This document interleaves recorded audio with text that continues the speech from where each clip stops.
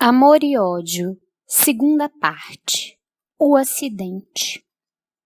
E havendo ele gastado tudo, houve naquela terra uma grande fome, e começou a padecer necessidades.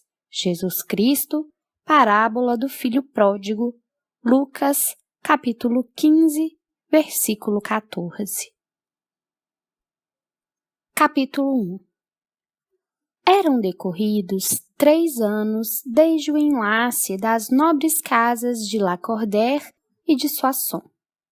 Solicitado por seus maiorais em ocasião melindrosa para a vida francesa, pois corria o ano de 1846 e nuvens obumbradas, ameaçadoras, auguravam dias dramáticos para o país, crises políticas decisivas, o senhor de Franceville regressara à pátria com sua jovem esposa, que atingira então a fulgurância dos 20 anos.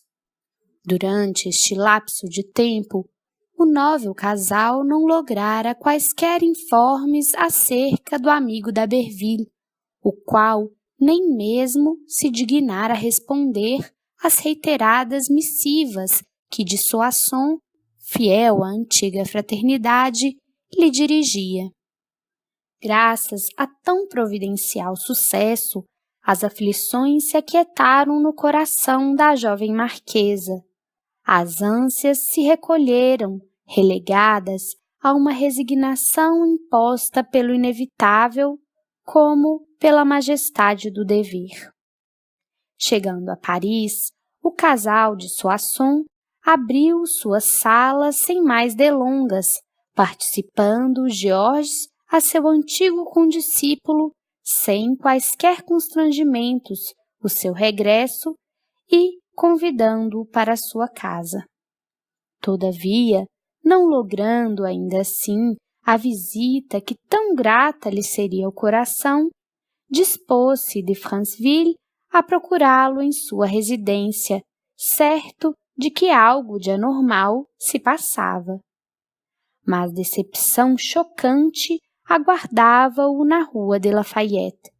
Recebido com insólita cerimônia pela senhora de Saint-Pierre, a qual deixara a província para acompanhar o filho que lhe reclamara assistência moral, foi por esta informado da ausência do marquês, de quem ela insofismavelmente evitava falar.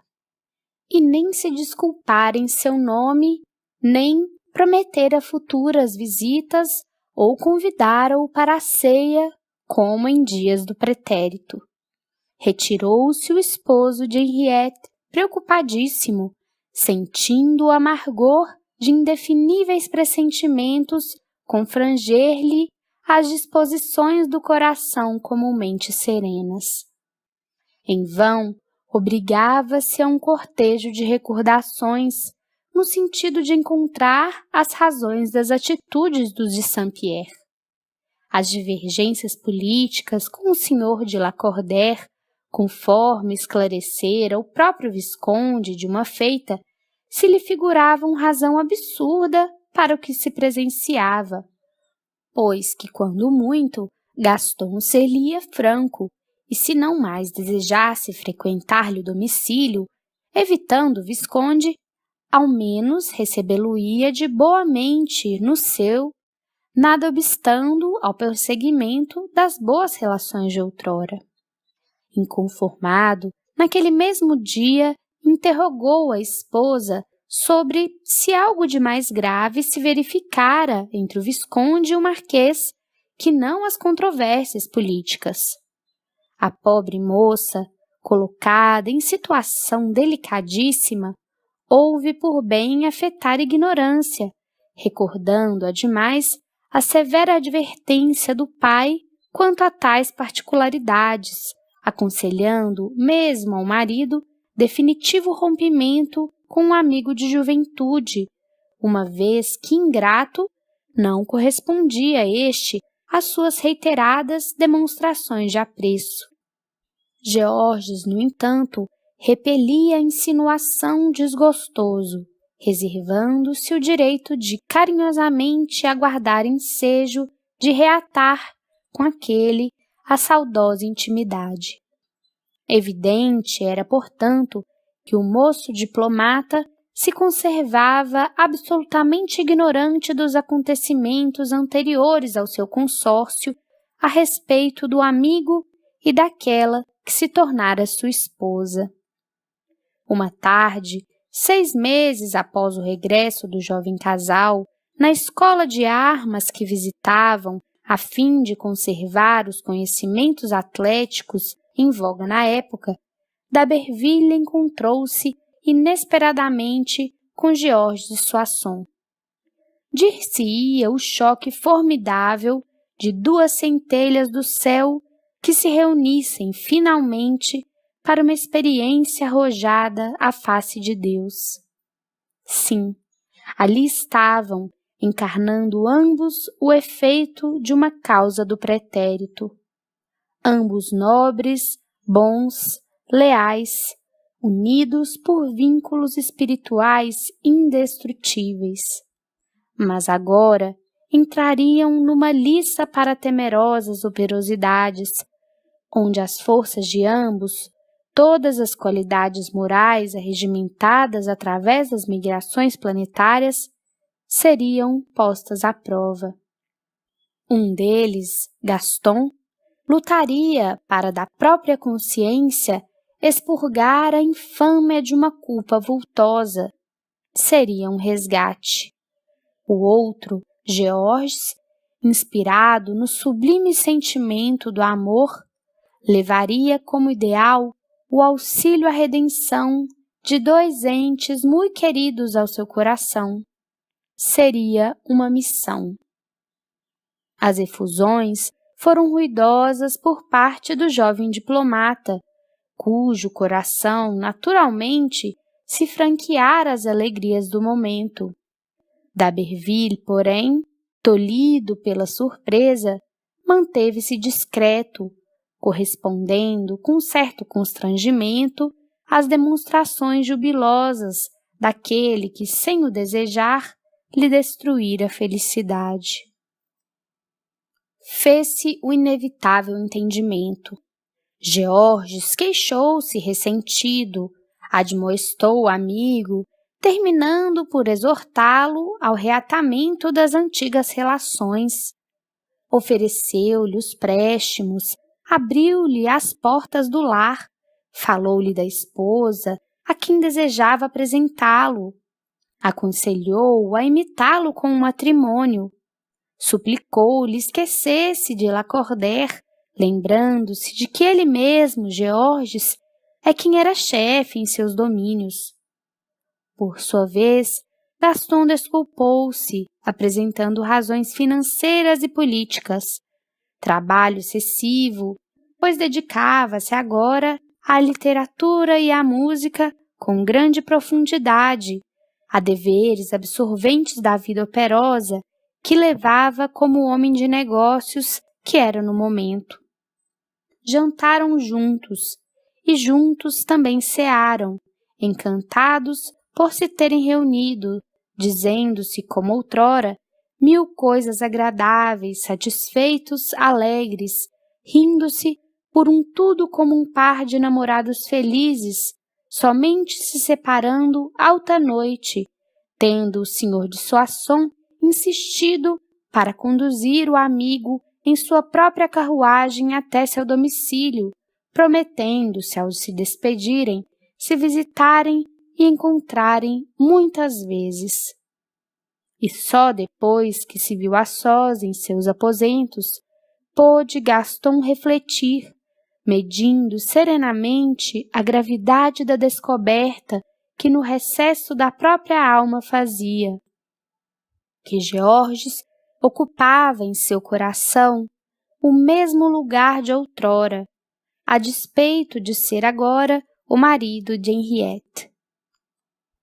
Não obstante, as visitas de Gaston ao palácio de Soissons não se realizavam, para a estranheza do moço marquês e alívio de sua esposa, que desejava evitar, quanto possível, um encontro com o antigo noivo, apenas se avistando os dois amigos de quando em quando pelos clubes, teatros e na escola de armas, locais a que de Soissons se apresentava desacompanhado da esposa. Achavam-se os fatos nesta insustentável situação quando os senhores condes de A houveram por bem abrir as suas dependências para um brilhante festival em honra aos amigos e em regozijo pela entrada da primavera.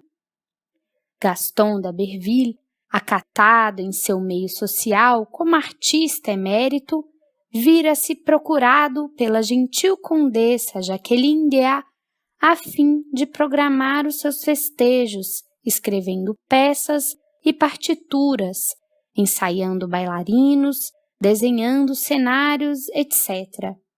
Encargos que o inspirado jovem desempenhara eficazmente, dada a invulgar cultura artística que possuía. Tão gentilmente solicitado, Gaston não só aqueceu, como se esmerou no delicado labor, promovendo um recital a contento, no qual ele próprio tomaria parte com a sua harpa e as peças de sua autoria, tão agradáveis sempre aos ouvidos dos circunstantes. A Marquesa de Soissons, depois de grande relutância, aquecera em acompanhar o marido aos anunciados festejos, para os quais tinham recebido convite especial. Georges entusiasmara-se pela criação do amigo e desde muitos dias tentava demover a esposa da resolução de deixar-se ficar em casa. Não poderás deixar de comparecer, minha querida. Seria desconsideração com os senhores de A. Mas te afirmo que me sinto desinteressada por essa reunião, meu amigo. Ele, porém, entristecia-se, não se dando por vencido.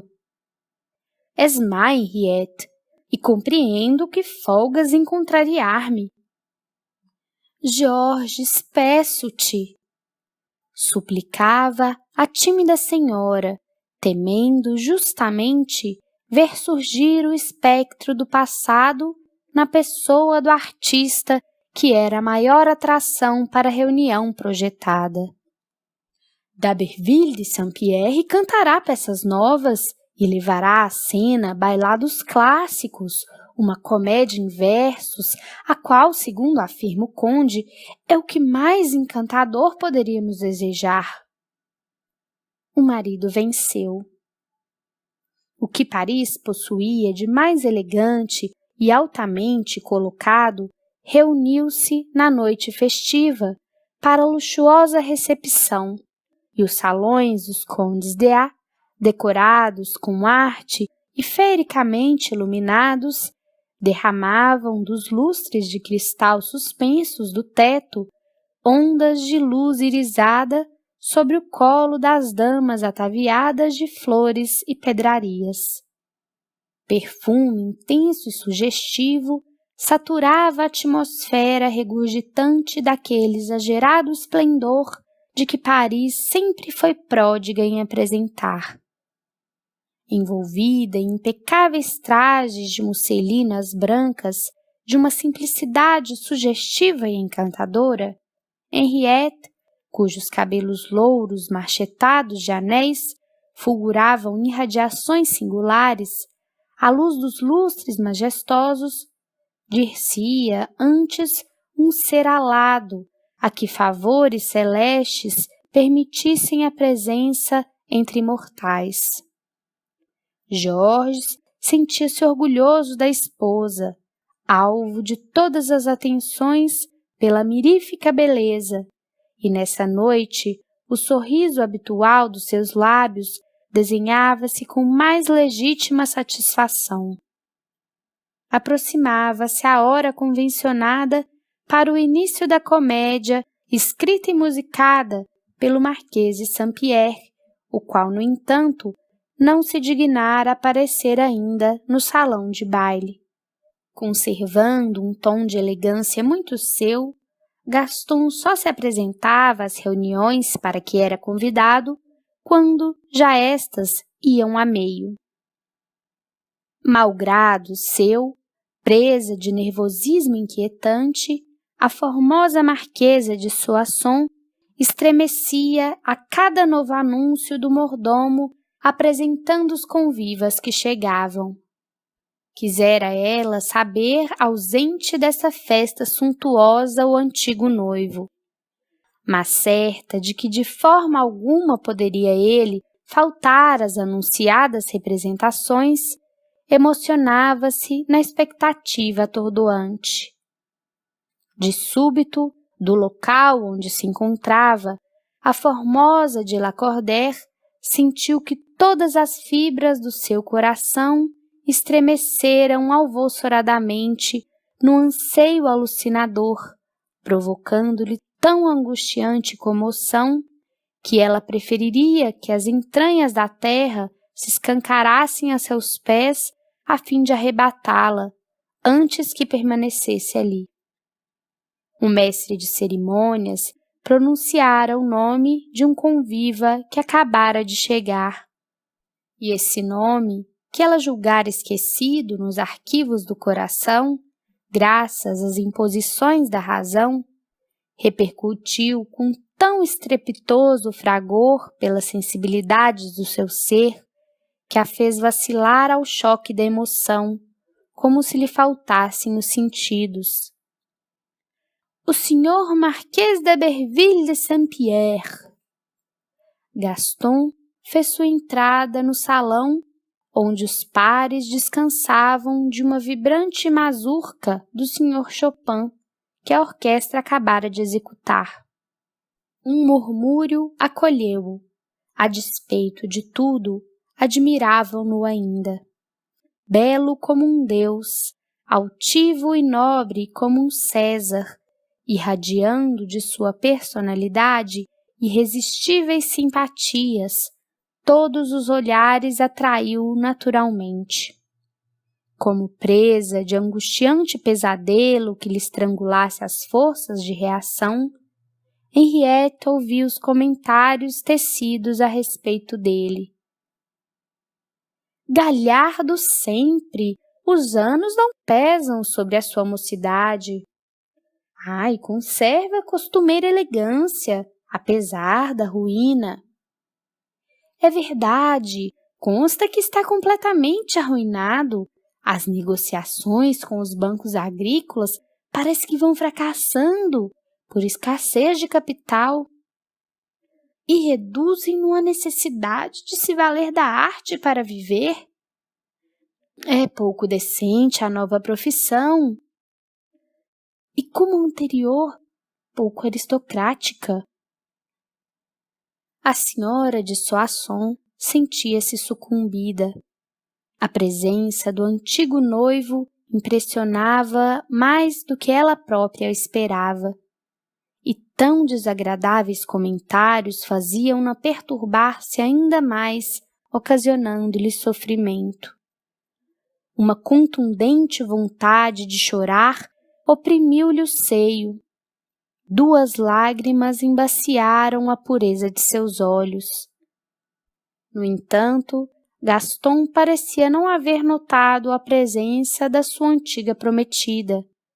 A naturalidade com que se atinha, a espontaneidade do sorriso e das atitudes convenceram a jovem marquesa de que realmente não fora notada.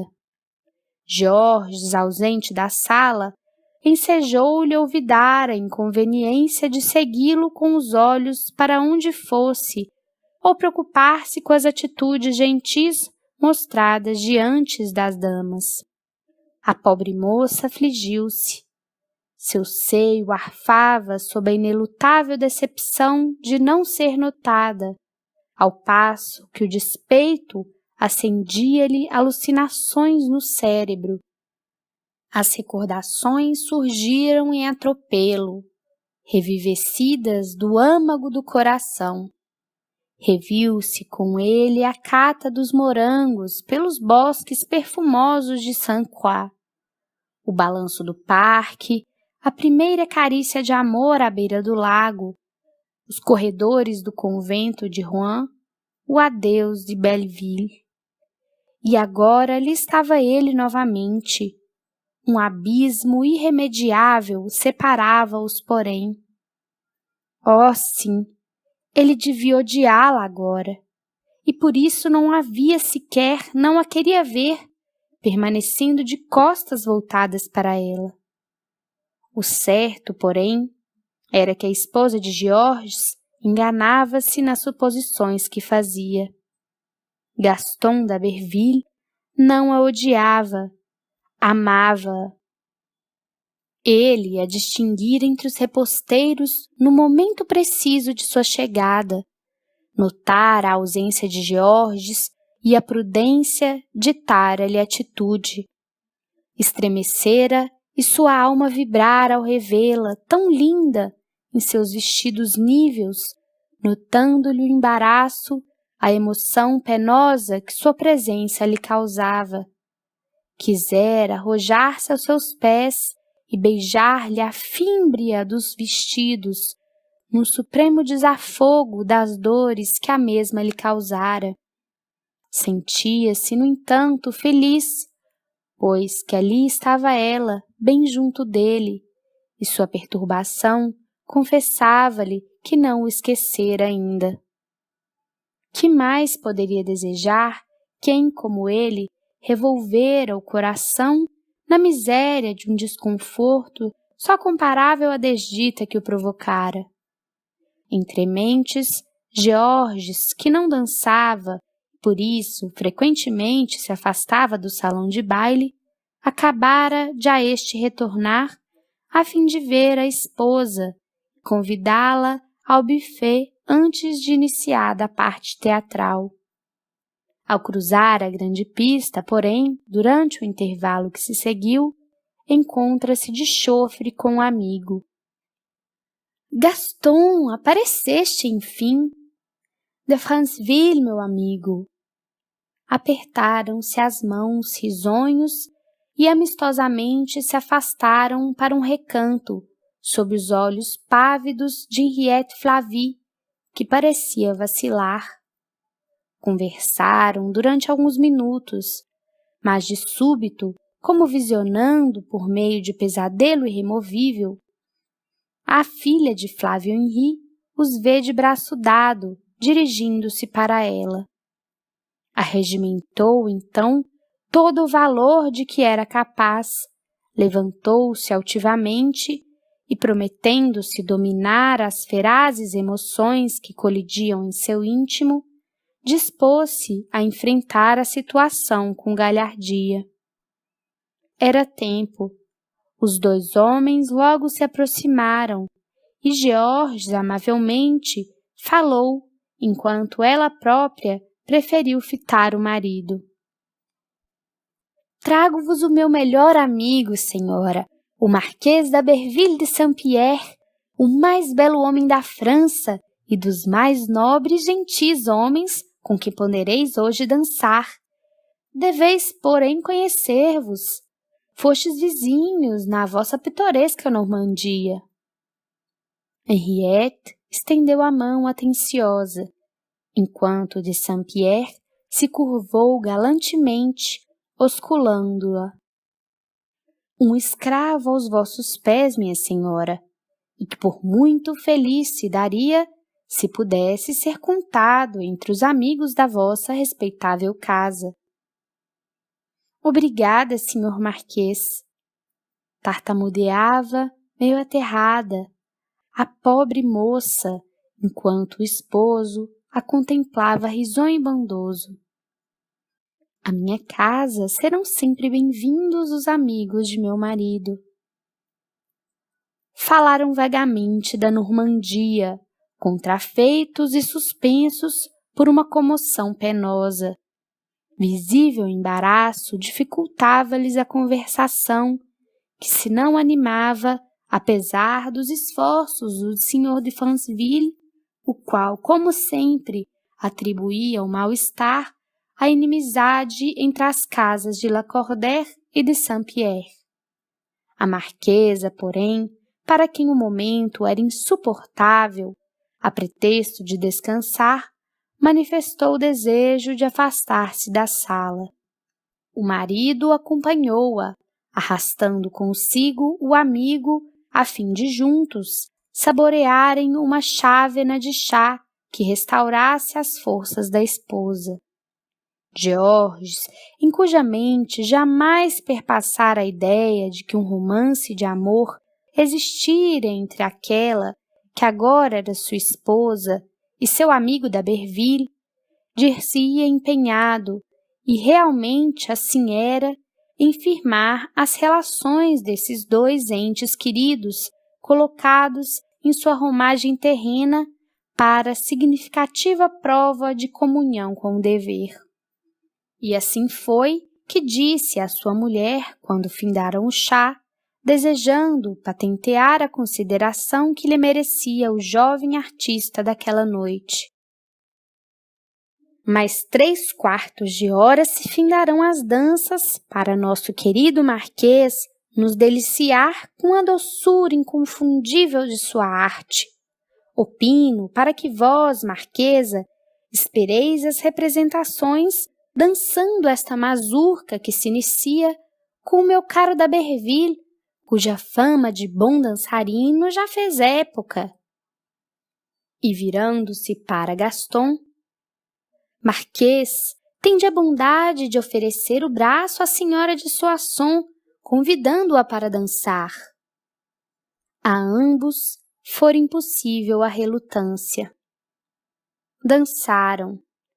Gaston, o homem cujo caráter se domara a grande paixão que lhe inspirara essa mesma dama, a quem agora conduzia em um salão de baile, docemente presa em seus braços. O namorado ardente que fora a inconveniência de profanar com sua presença as abóbadas de um internato de moças, apenas para se permitir a glória de contemplar essa mesma dama, então para ali relegada em represália ele próprio, a beijar-lhe à pressa os anéis louros da fronte. Gaston, que agora sentia a suave tepidez do seu corpo abrasar-lhe o sangue das artérias, enquanto o perfume dos seus cabelos de seda lhe penetrava o olfato, atingindo-lhe os recônditos do ser, para lhe causar inefável ventura, ao mesmo tempo que angustiante comoção. Gaston, cujo coração amante sofrera as insídias de um perjúrio de amor e que agora, sem constrangimentos, poderia lançar em rosto da infiel a traição sofrida, vazando nesse desafogo supremo as imorredoras ardências do seu próprio coração, não proferiu sequer um monossílabo enquanto dançou com ela, volteando ao som da música de Chopin. A mais altiva e digna serenidade se impôs, o que a dama recebeu como indubitável indiferença. Certamente que, tendo-a assim tão próximo ao coração, sofria por lhe não poder declarar o quanto a amava ainda. Por certo que penoso e esmagador seria o esforço empreendido contra os próprios sentimentos para sustentar essa atitude, que seu desejo seria arrebatá-la daquele local para envolvê-la nas arrebatadoras expressões da sua imensa saudade. Mas não se atrevia sequer a premir-lhe a mão com mais vigor. Não se permitiu o balbucio do mais singelo monossílabo. A orquestra silenciara os acordes mágicos. Os pares regressaram aos seus lugares. Impecável de maneiras, o divino Apolo reconduziu a dama para junto do esposo, osculou-lhe a destra e, proferindo corteses palavras de agradecimento, retirou-se a fim de iniciar as representações teatrais a seu cargo. Seu coração, porém, pulsava precípite consternado. Amo-a, meu Deus, ainda e sempre, balbuciava para consigo mesmo, enquanto percorria as dependências que o levariam ao salão de espetáculos.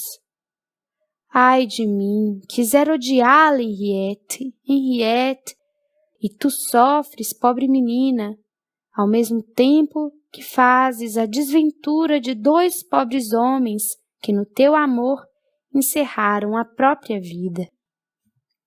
E depois, submetido ao fio de dominantes recordações que afluíam angustiantes. Sim, era preciso, com efeito, o inexplicável ódio de teu pai por mim fosse feroz e intransigente, para que tudo isso viesse a acontecer. Quando a senhora de Soissons de nada mais se apercebeu, no decorrer do suntuoso festival, senão da pessoa para ela, agora fria e enigmática, daquele que fora o sonho bem-querido do seu coração.